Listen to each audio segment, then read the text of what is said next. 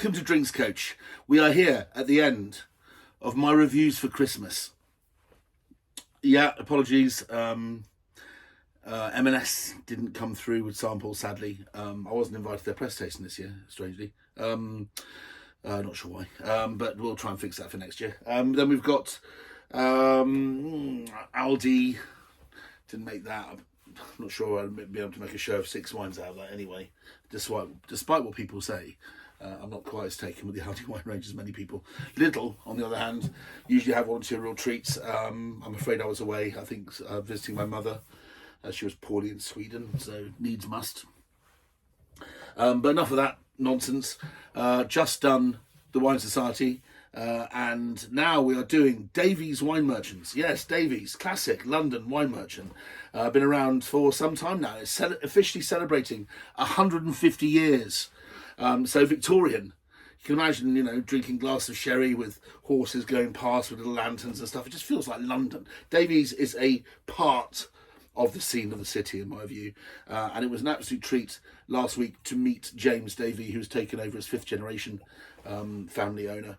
And they've got a really great team. Luna Montero, who's the really fantastic social media girl who does their marketing. And you've got Andrew buying. You've got Paul Fleming operating the business. And it's a really tight, cool ship of people. And, if you want to go somewhere when things warm up a little bit, I strongly recommend you go down to Greenwich. It's a gentle lob of a stone from Greenwich train station, DLR station. And then out the back, they've got this massive, fantastic open area where they're going to do food and pizza and so forth. They've got a pétanque piste. But it's a very, very, very cool outside area for having parties on a Saturday evening. A little chilly for now, but I'm sure they put fires in, those big heaters.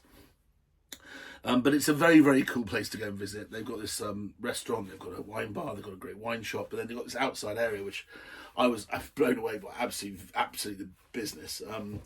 So without further ado, let's talk about these wines. Now, Davy's Wine Merchants, I'm not picking their basic wines. They have, by the way, in passing, an excellent basic red Burgundy, an excellent basic white Burgundy. The white Burgundy's it's got quite a deep colour, but it's there's some development there which actually allows you to enjoy the sort of macroné texture of the wine. And I was really quite impressed by it. I might actually get a hold of the red wine for a Burgundy tasting I'm going to do quite soon. I just happened to get a few bottles of some really special wines from Burgundy, and I've spent the whole of Christmas complaining about how expensive Burgundy is. So seeing as people have given me samples, rather than just quietly screwing them away from myself, which wouldn't do, would it? I'd much rather share them with you, seeing as I can't afford to show wines like that to my beloved audience. So if people are going to give it to us, we'll do that. So we'll do a tasting of little bits of Burgundy very soon. And the entry-level wine may well be the Davy's Red Burgundy, which I was really impressed with. So where are we going to start? We've got 2 whites, 3 reds here. Nice, tight little tasting. All these wines are sort of like early 20s in price, I think they are. Yeah, 25 quid buys you all of these, and £20 buys none of them. So there you go, 21 or 25 quid. I think on a couple of cases, that's it's the top end of what you want to pay for them, but they're such delicious wines, I don't think that's a problem. So let's start off with 2 very interesting, fascinating and unusual wines. These are the kind of wines that a wine merchant would kind of like nail their flag, the flag they nail to the mast wouldn't be wines like this. Sorry, that's better. Necessarily, because these wines aren't classics. They're not Chablis, they're not Claret. We've got a Spanish white and we've got a Hungarian white, but these are both brilliant wines. And obviously the buyer, when they see something that's very special, they go, we have to have that. And fair play to them. Fair play to Davy. Let's start with this one. If you go through the back catalogue of shows, including the first series, 150 odd episodes, you will notice that I do bang on a little bit about Albariño. I love Albariño as a great variety. Albariño in Portugal, in Vinho Verde, amazing value. There was one show I did in my friend's garden a while back. I can't remember what we ate with them. I tended to barbecue something and do a show at their table in the garden. Do you remember those shows? So that would have been down sort of lockdown period. And Rias, Biaxas, which is where Albariño is sort of like kind of Bethlehem, is where his proper homestead is, in the northwest of Spain, above that bit of Portugal, around Vinho Verde. Some of those wines are utterly sensational. a bit like Assyrtiko in Santorini, and I've mentioned those. I've featured those a few times. There's going to be one at Christmas as well. They're very expensive wines now. Out of nowhere, they went from. I was selling Assyrtiko and Waitrose at $4.99, couldn't get rid of it. Now £41 is kind of mid-price. I'm not joking. I mean, seriously, that's how. But it's also a very congested island full of people who've just got married, bouncing up and down on beds. And so, when you look at the wines of Rias Biaxas and the wines of Santorini, and the wines made from Albariño and of Assyrtiko, there's not much to go around. So these wines have rapidly gone up in price, and the very good stuff is in between the £30 and £40 mark, certainly. This wine, I think, is £21. And I think that's very fair, okay? This is a real banger. It's a real grown-up classic version of what we're talking about. There are 3 little kind of like fingers of valleys full of granite in the Rias Biaxas. And this one, Arcan, comes from Val de Sanés. You will forget, it's not in Portugal. Arcan, Albariño, Rias Biaxas. There we go, that's the label. £21 worth of Albariño. I know if my brother's watching this, although he might still be in Egypt, where alcohol is very expensive. Magnus, this is your wine. This is absolutely up and down. Exactly the kind of wine that turns you on. My brother's favourite grape variety, Albariño. So he has at least some taste, I would like to say. Good taste, Magnus. Okay, so... yeah, and he's called Magnus. How cool is that? Right, so... wow. There's so much minerality in good Rias Biaxas that you almost smell stones before you smell fruit. If you'll by a babbling brook, there's the smell of wet stones. You get this sort of smell. It's not the same as hot stones in summer. It's more cool and it's more like late districty than that. It's kind of wet slate. It's a dampness. A walk on a nice young mossy coniferous forest of the lakes. There's that coolness, that dampness in the wine, which I find very alluring. Sort of stony, slaty. But then over that is this wonderful veneer of beautiful orchard fruit. Albariño smells wonderfully of like freshly picked apricots. Delicious flat peaches. They're the white flat peaches, which they make bellinis out of in Italy, which have got the white flesh inside. Or sometimes you get the yellow nectarines as well. In fact, I think in this case, nectarine is the kind of the louder speaker here.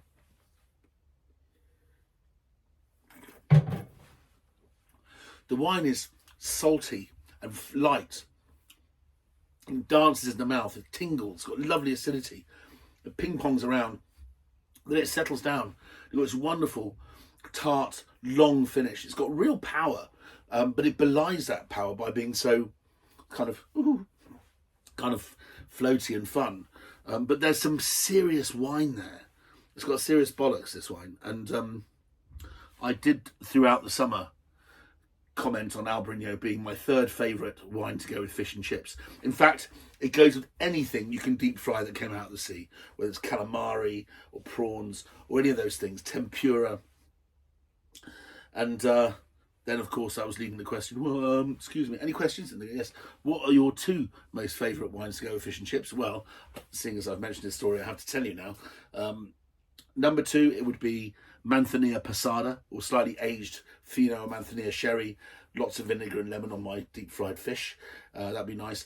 But at my father's 50th birthday, may he rest in peace, he passed away some years ago, we went to a pub called the Bramdean. The Fox in Bramdean, forgive me. And my mother arranged for people to travel from all over the world to visit Dad for a 1-course lunch of deep fried, of breaded wings of skate and beef dripping chips. And with that, we had magnums of Bollinger. Yes, best wine in the world with fish and chips, Bollinger. Sorry about that, I can't afford it either. But you just don't try it. Don't knock it until you tried it. That's what they say, isn't it? Amazing. So anyway, this wine is a lot cheaper than Bollinger. You can have 2 or 3 bottles of this for a Bollinger.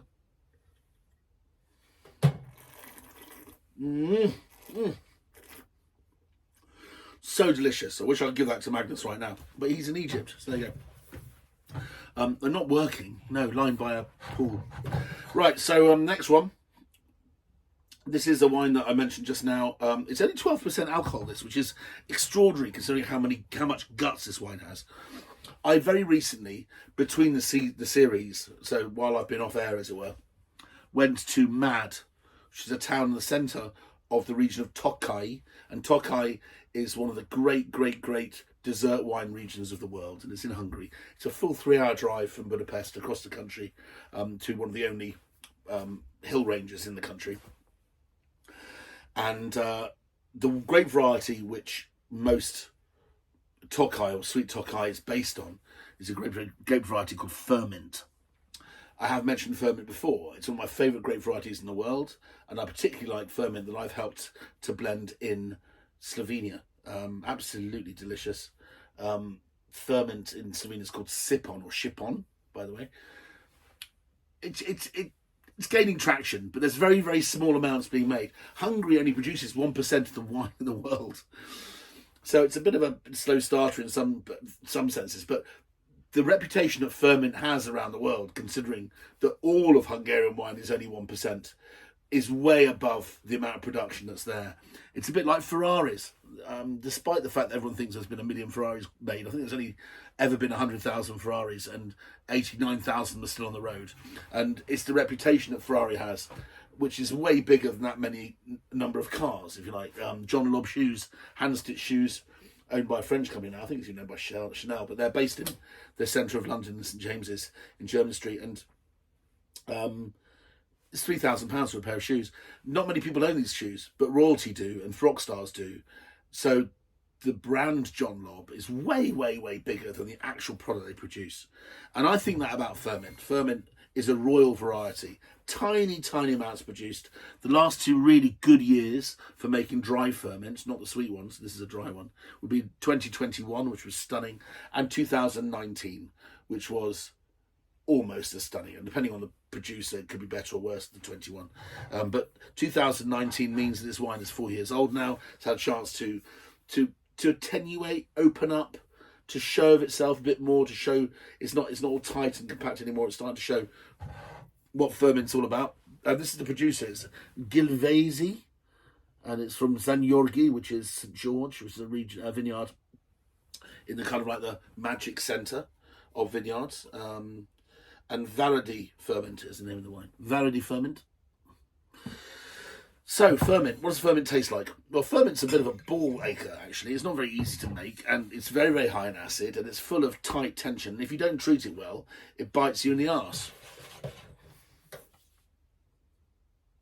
But this wine is immensely complex and wonderful.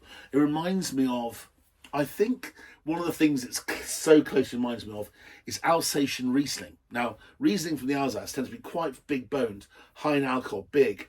Sometimes can look a little bit worked because there's quite a lot of botrytis and so forth in the wine. But it's generous, but then it has this real seriousness about it, which makes it great with fatty foods. I mean, choucroute, perfect. You know, a bit of sauerkraut, loads of sausage, blah, brilliant.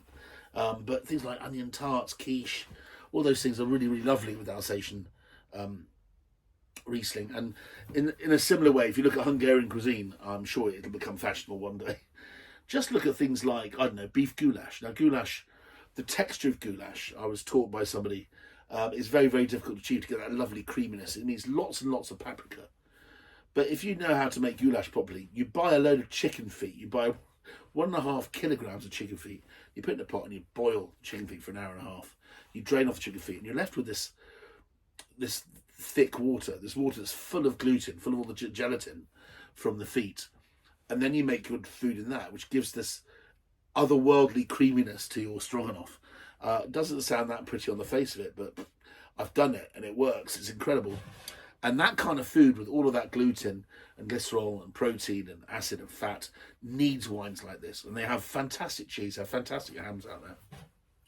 So this kind of wine makes sense. Another wine that's quite like this, insofar as it's very high in acid, it's got quite tart, but has this core of fruit, is Gruner Veltliner from Austria, which is just over the border. I mean, it was called the Austrian, what was it called? The Austro-Hungarian Empire got there in the end. It wasn't called that for nothing. In fact, it nearly wasn't called that at all. Okay, so.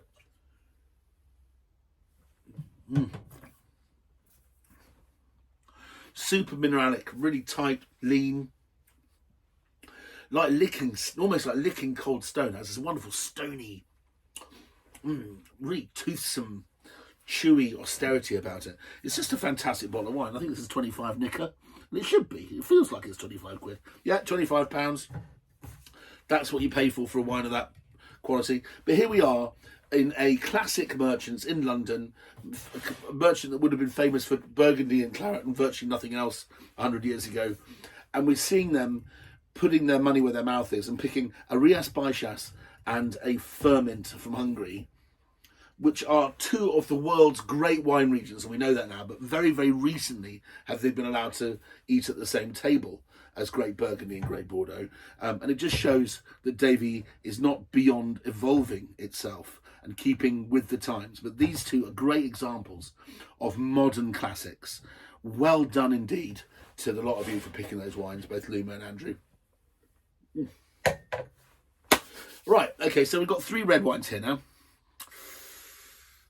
A couple come as a pair here, and then the one at the end, which was nearly an afterthought. But when I tasted it with Luma, the lady who does some marketing there, over some very nice beef bourguignon the other day, I went, oh, can I put that? I'd love to put that on the show. Can I put that on the show? And so they sent me a bottle. And this is, it's a really cracking wine at the end. This is Portuguese. You know I love Portuguese wines. So this plays right into my hands fully. But the other 2 wines aren't Portuguese. We've got a French wine and we've got a South African wine. Who am I trying to kid, right? Rias Biaxas, Albariño. Hungary, southern France, South Africa, Paarl particularly, and Portugal. They're all, as you know, faves of mine. And I've kind of leaned towards them. Not because they're favourites of mine, but because these wines are brilliant, right? These wines are brilliant. It just reiterates what I've been saying over the last 3 or 4 years, that these are regions that deserve more respect. France has had its respect, but it's coming back, right? It's just a wonderful label. This is about £21 as well. I'd like to see this at 19 quid, really. But what's £2 at that end of the spectrum? It's a really, really fun wine. It's delicious. It's from a place called Clos de Nîmes. Cinso Loco 2021, and this is Cinso. Cinso, Cinsault, or without the L. Cinso or Cinsault, famous for making loads of really amazing Provence rosé, Bondol rosé. Also for making rosés in the Lebanon. It's also suddenly out of nowhere, having been just a workman-like grape variety in South Africa. A couple of old vine vineyards have been discovered on extraordinary soils, particularly in Swartland, where Cinso is capable of true magic. It's hard to think of a grape variety that's hipper, more fashionable, a la mode right now than Cinso. In fact, let's call it Cinso. Also, there's a lot of people making natural wines from Cinso, and some of which are quite revolting. Some of them are quite good. But this wine, made by, what's her name? I've written it down. Isabelle Mojar, has made this wine. Is that it looks like yes. Is that a pig or I can't work. Is that a horse? I don't know what animal that is, but it's a trippy, technicolored. Maybe I've taken one too many E's kind of label. Cinso Loco, and there's this like a horsey, piggy, technicolored genie thing on the front. But Cinso Loco, which means crazy Cinso. Okay. In Spanish. It's from the Vin de Pays de Colline de la Mort. It's in the Occitanie. It's in the Languedoc, in the south of France. Since they're not famous for colour, grapes are quite big, thin-skinned. There you go, quite pale in colour. But this is a wine you could drink slightly chilled in summer, no problem at all. You could drink it at room temperature now, which is slightly lower than maybe other wines, and it's just so gluggable. This is another wine which I'll call Vin. It's at a price that's slightly higher than Vin Glou Glou, which means gluggy wine in French. Oh. If I just had a white bloomer with a thick slice of York ham and some Tracklesman's English mustard and some really delicious butter, and just had that as a sandwich and had a glass of this, I'd be in heaven. perfect picnic wine, perfect with everyday kind of, steak frites, that kind of thing. Oh, steak frite would be perfect with this. Not inky, seamlessly juicy, lovely and taste of plums, damsons, sloes, no bitterness. God, that's delicious. It's just too easy to drink, this wine. This wine would be going it's not a sipping wine. This is a wine for really, really enjoying with your friends. It's the ultimate party wine, and I think it's a great wine for the festive period. It would do all the things that a basic red wine needs to do. Of course, you could buy a couple of bottles of inexpensive, very high quality Beaujolais from the Wine Society for that similar money. But if you're not a member of the Wine Society, then buy this instead.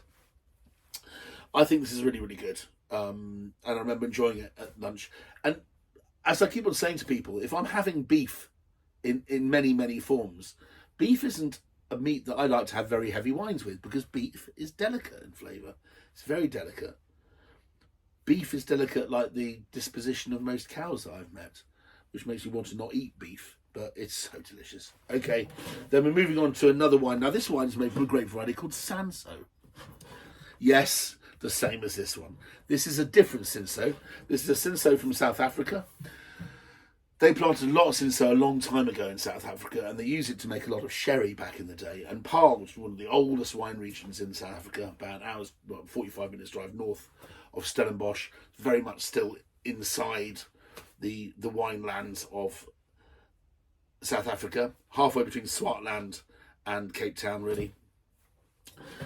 This is a wine made from a vineyard. The producer itself is a wonderful place. I think is it a co-op, Roodekranz? I'm not sure. But it's called Roodekranz. It's got a very old vine on the front. Reason for that is this vineyard was planted in, can't you see that? 1954. Yeah. Well, the oldest known vineyard left of Pinotage is in Durbanville, and it's called the Heritage Vineyard. That was planted in 1953. So this vineyard is basically as old as Pinotage is a grape variety. And the other thing that's important about putting that into context is that Pinotage's parents were Pinot Noir and Cinso. So this is like the father of Pinotage. And a vineyard that was planted in 1954, thereby making it nearly 70 years old. Yeah, 69 years old. That's rare. And there's this big project going on in South Africa to map all the old vines. Andre Morgenthal, doff your cap, sir.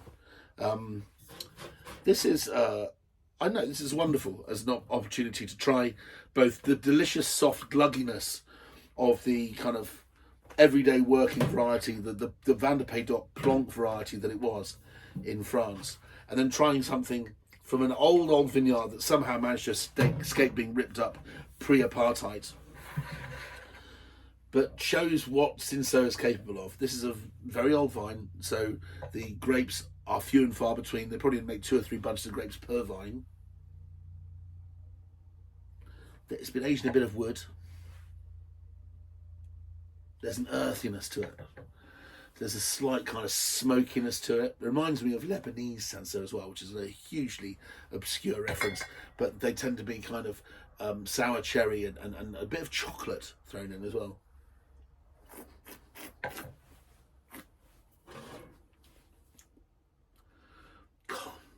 It's profound. It's really profound. The flavour goes down and down and down and down, like an eternal escalator, eternal lift. It goes down. The flavours become more and more deep, more potent, more concentrated. It's from 2018, which was a vintage of extreme drought, actually. So the vines produced probably extraordinary concentration in this vineyard, unlike other vintages.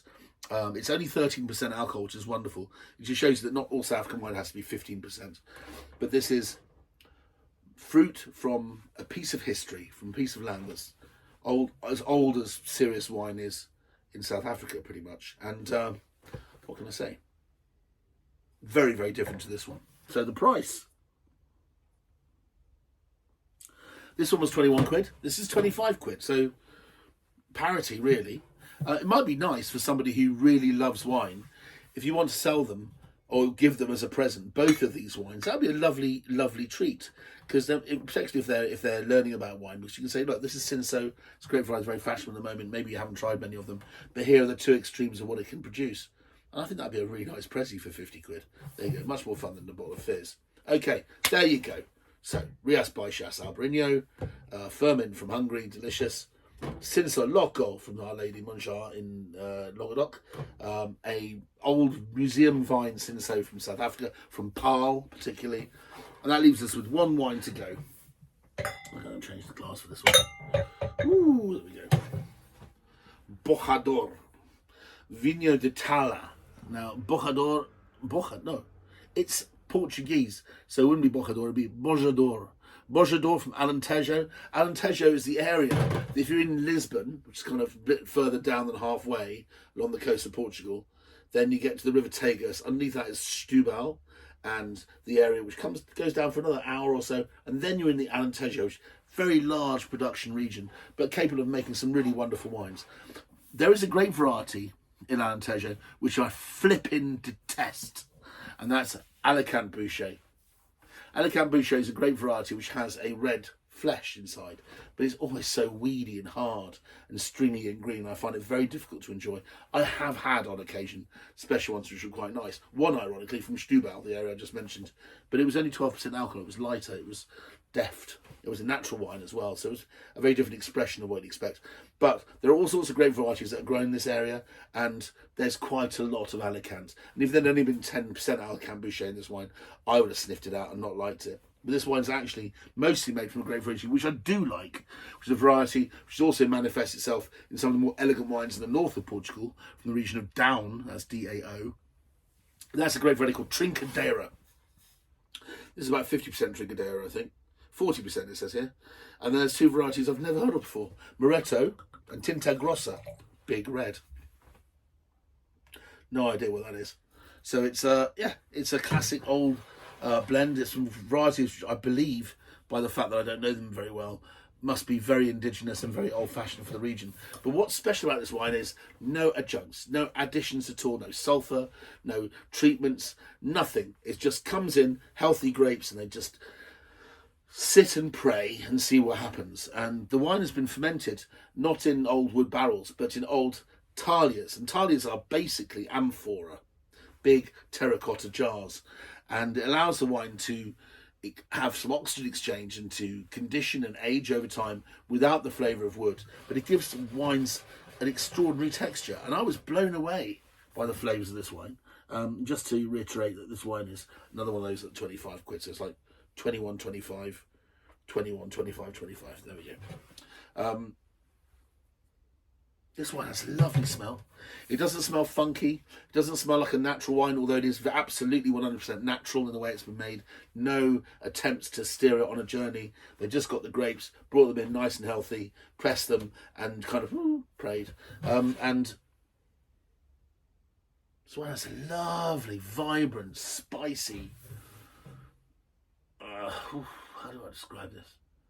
Almost velvety nose.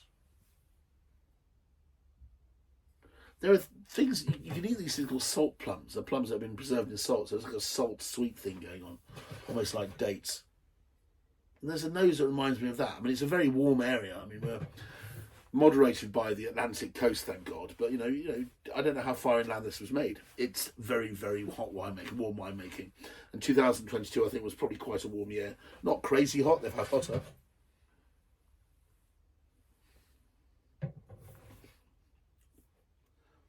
It's delicious. The point about this wine is, when I tasted it with Luma at lunch last week, is I don't think this wine could be made anywhere else. You can make wine exactly like this anywhere else, but it wouldn't taste like this. This wine is so palpably Portuguese. It's got a lovely, dry, fresh, bright, savoury flavour, which is just crying out for some suckling pig. Some nice, fatty, moist, but just like a pork sandwich with applesauce in it. This is just delicious. It's got a sour twang to it that's great with saucisse. A nice slice of dried sausage would be perfect with this. And for that reason also, wonderful with pizza. Now, this is something that I've always noticed, and I'll sign off on this particular fact. that when you taste wines blind, when you're taught to taste and you have to do it in competition like you do in the Institute of Masters of Wine exam, you have to find ways to, in your own head, kind of play out the field and work out which context wines are in, so you can work out where they're from. And if you look at Europe, you've got Portugal, Spain, then around the coast of France and Italy. For no reason that I'm aware of, Spanish wines and French wines can often be mistaken for each other, I think. Not all of Spanish wine. And I think the race classic ones like Rioja are very, very identifiable. But because things like near Valencia and Utiel Kenya, you've got things like Monastrell, which is the same grape variety as Mourvedre in the southeast of France, near Châteauneuf-du-Pape, which is a very hot and arid area. You've got hot and arid, same grape variety. The wines can look a bit similar sometimes. By nature of I think, the proximity to the sea and the fact that Italy is surrounded by sea and Portugal is basically one long coastline, Portuguese and Italian wines get confused with each other and Spanish and French wines get confused with each other. But strangely, from my own personal experience, I never confuse Portuguese and Spanish wine. If I was asked, is it Spanish or Portuguese, I'd get it right 100% of the time. If I was asked if it was Italian or French, I'd get it right 90% of the time. But this wine, if it wasn't Portuguese, I would have said up and down, or perhaps it's Italian. Because it has the same sweet, sour cherry, marasca thing going on. It's mega pizza wine if you can't find something Italian to drink.